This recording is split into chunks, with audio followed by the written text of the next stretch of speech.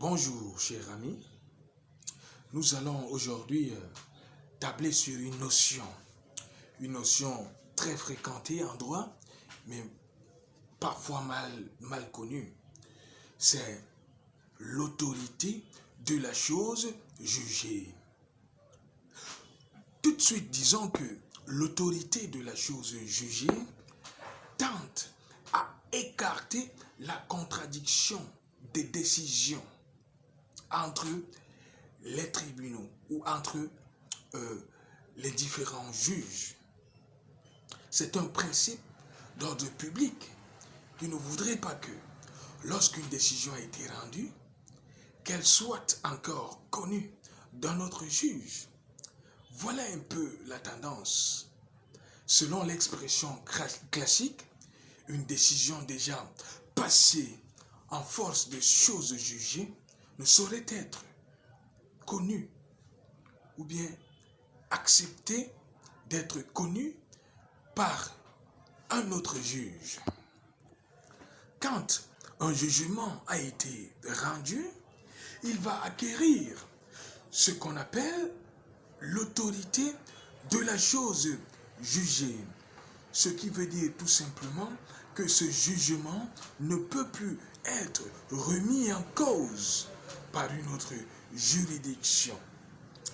La sécurité juridique le postule, car imaginez que vous ayez une grosse entre les mains, qu'un juge vient contester, alors même que la décision rendue exécutoire est définitive. On serait là en plein milieu d'insécurité juridique. Alors, l'autorité judiciaire doit se plier, doit se plier devant une décision qui a acquis l'autorité de la chose jugée. Il y a un peu de nuance entre l'autorité de la chose jugée et la force de la chose jugée. Alors, l'autorité de la chose jugée a son domaine.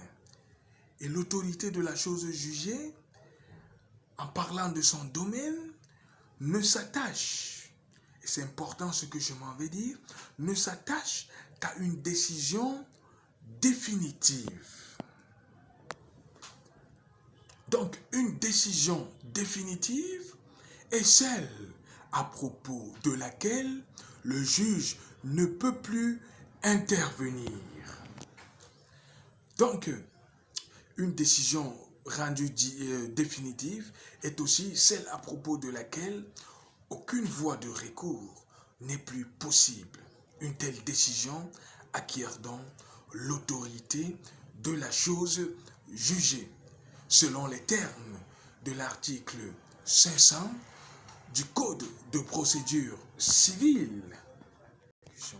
A donc force de chose jugée un jugement qui n'a plus des voies de recours ouvertes, des voies de recours qui ont une force suspensive de jugement. Le Code civil le dit de manière bien ficelée lorsqu'il dit que, à force de choses jugées, le jugement qui n'est susceptible d'aucun recours suspensif d'exécution. Le jugement susceptible d'un tel recours acquiert la même force à l'expiration du délai du recours si ce dernier n'a pas été exercé dans le délai. L'autorité de la chose jugée ne concerne que les décisions contentieuses. Quelle que soit la juridiction qui a tranché le litige, il faut aussi préciser que toute la décision n'acquiert pas l'autorité de la chose jugée. La partie qui acquiert l'autorité de la chose jugée, en réalité, c'est le dispositif.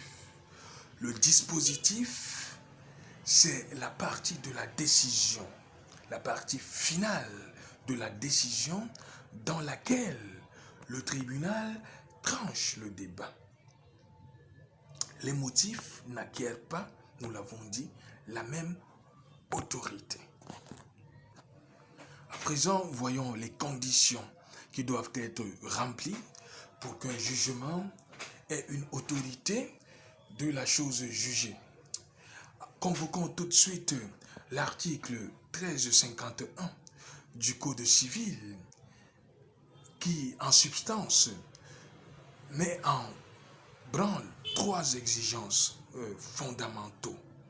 Trois exigences fondamentales. Il faut qu'il y ait donc identité d'objet. Il faut qu'il y ait identité de cause. Il faut qu'il y ait, il faut que ce soit entre les mêmes parties, c'est-à-dire identité des parties. Qu'est-ce qu'il faut entendre par identité? L'identité de cause veut tout simplement dire qu'il faut que la demande soit la même. Lorsque la demande n'est pas la même, le juge peut connaître de la décision, du jugement autant pour moi, sans se heurter à l'autorité de la chose jugée. Alors, lorsque vous avez fait par exemple une demande en divorce, cette demande peut être connue par un autre juge.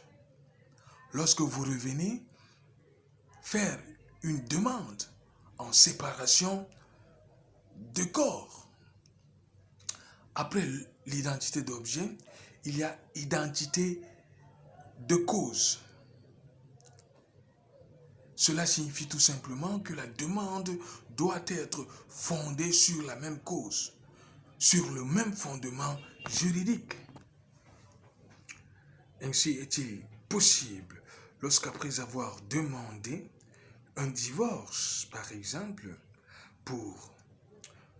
comme c'est le cas à titre de droit comparé en France, par exemple, pour demande acceptée, bien ce que vous appelez consentement mutuel, vous pouvez revenir demander le même divorce, cette fois-ci sur le fondement d'une faute, comme l'adultère par exemple, ou simplement une séparation de corps. Parce que à ce moment, la cause n'est pas identique et donc le juge peut connaître de la même décision rendue pour une autre cause, pour une cause différente, pour un fondement juridique différent du premier fondement. Il faut qu'il y ait en outre, et c'est la troisième conditionnalité, si vous voulez, il faut qu'il y ait identité des parties.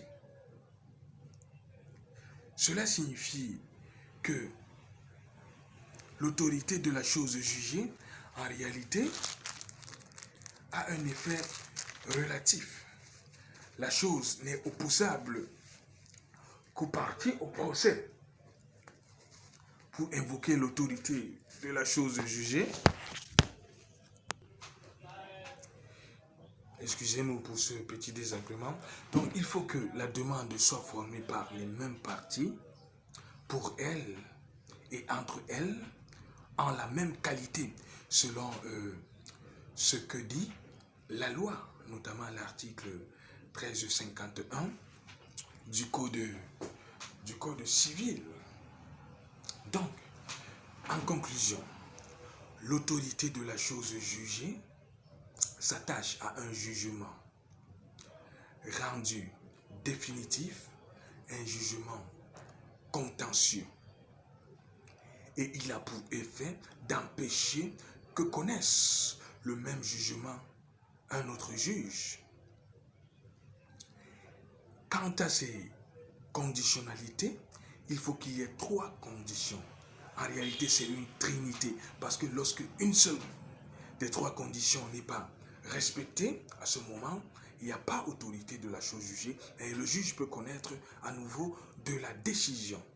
Donc, la trinité, c'est l'identité, l'objet identique autant pour moi, le caractère identique de la cause et le caractère identique également des parties. Lorsque ces trois éléments sont réunis, alors on peut arguer de ce que le jugement à autorité de la chose jugée. Bonjour et bonne journée. Merci.